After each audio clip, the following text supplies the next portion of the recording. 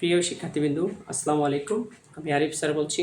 Study সেন্টারের পক্ষ থেকে তোমাদের আজকের শেখানোর বিষয় হলো দুইটি পূর্ণবর্গ সংখ্যা নির্ণয় করো যাদের বর্গের অন্তর 47।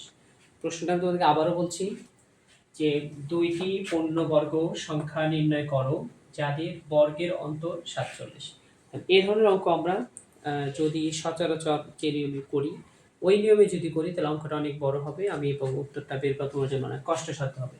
কিন্তু এটা যদি তুমি শর্ট টিক্সে করো, একদম 1 মিনিটের মধ্যে তুমি অঙ্কটা করতে পারবে। যেমন ধরো আমরা এখান থেকে প্রথমে ছোট সংখ্যা নির্ণয় করবো। কি নির্ণয় করবো? ছোট সংখ্যা। একটু মনোযোগ দাও। ছোট সংখ্যা খুব ইজি।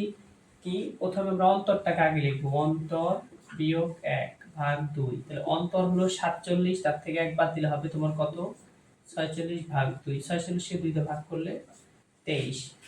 খুব ইজি। ছোট সংখ্যা আমরা কত পেলাম? 23। যেহেতু ছোট সংখ্যা 23, তাহলে বড় সংখ্যাটা হবে হচ্ছে তার চেয়ে 1 বেশি। বড়